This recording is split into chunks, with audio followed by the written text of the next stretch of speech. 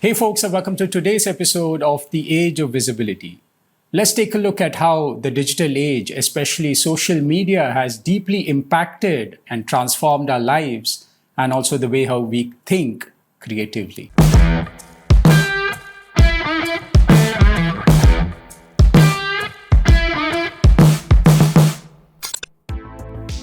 I was born in the 1980s, where everything was real and tangible. We were more interested in physical activities than virtual realities.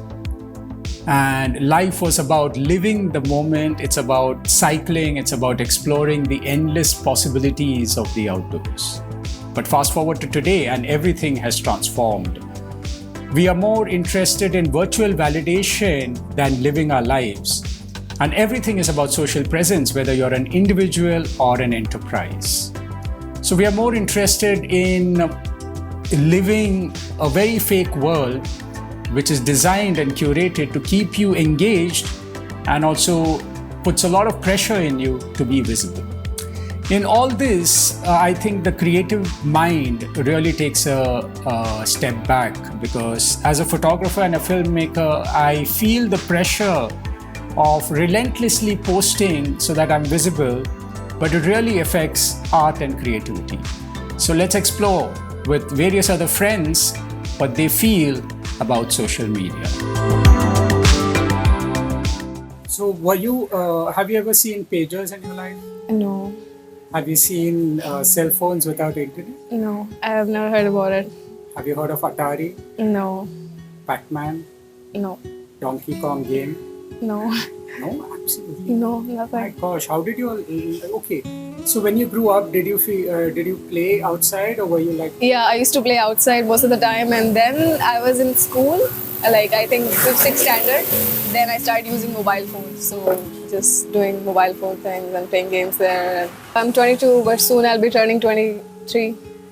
Wow. And how's your life on social media? So recently I just lost my account, so it's not really started yet, but before that my life was really okay. I was working from my account, and I'm a model also, so everything was good. I was painting, I was dancing there, and things were okay. But yeah. But what do you mean you lost your account? Did someone hack it? Yeah, somebody hacked it, and I just followed some link, and I just given my ID and password there, and it just gone in minutes. So when we look at the younger generation, or the Gen Z, how they call themselves, basically the whole idea has got into seeking attention. Attention has become one of the most important things. The more attention you can draw from people, the more it will sell. So in order to get attention, people are doing all kind of things on social media. Thankfully, we don't have TikTok anymore. If you had seen some TikTok videos, in the past, you would wonder what is happening. So what has happened is, people have got this smaller span of attention now.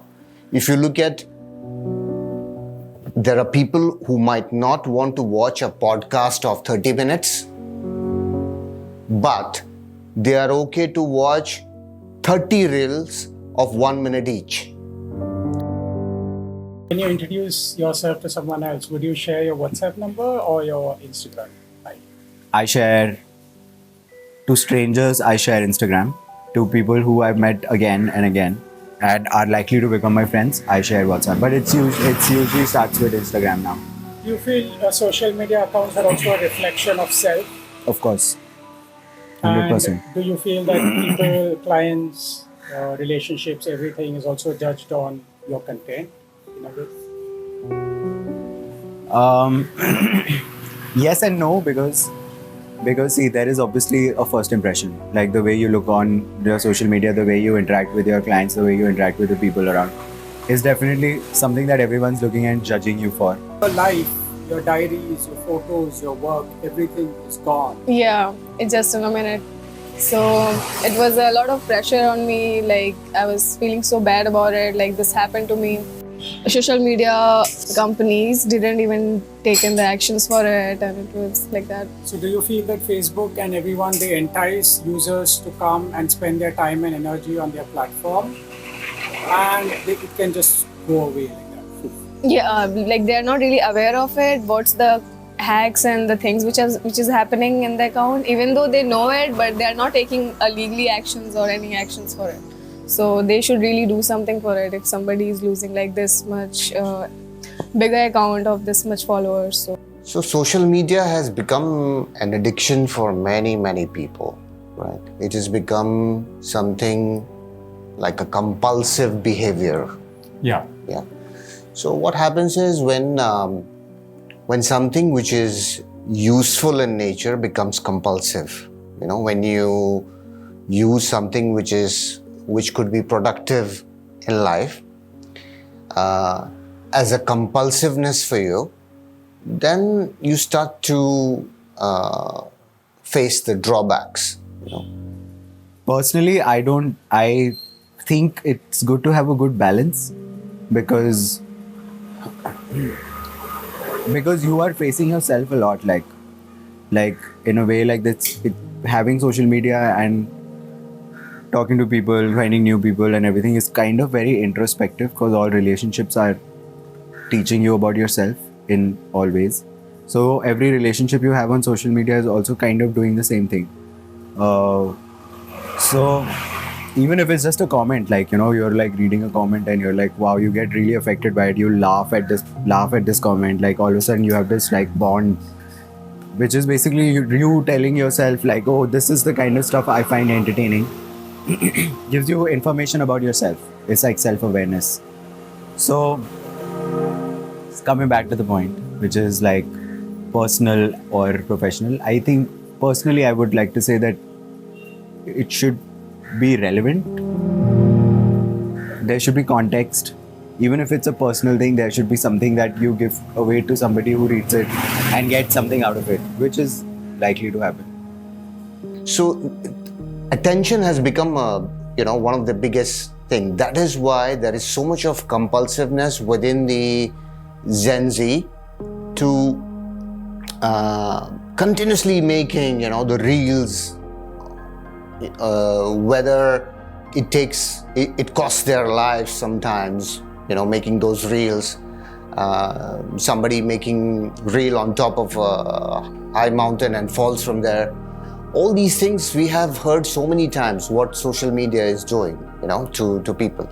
But my understanding is it all comes to use and misuse, right? So are you there on social media just as an attention seeker, or you are using this wonderful platform to reach out to millions, or you're using this wonderful platform to enhance the lives of people in many ways? So again, there are use and misuses. It just boils down to just two very basic things: use and misuse. Really, when this happened, I was very depressed and I tried to do everything to get it back, the account, but it just didn't happen. And then now I just made a new account and I'm doing the work there, but it's still, I lost a big thing in my life for now, for real. But if I look at social media or a technology in other language, that is not a curse on us. It's a boon for us. Yeah. It is. I'm just looking at now the positive aspects of it. The positive aspect is just let's say about a few thousand years ago. Yeah. If I wanted to reach 5,000 people, 10,000 people. Of course, it was not possible. The social media is like, it's like a self-awareness thing. The more you delve into it, the more you figure out yourself.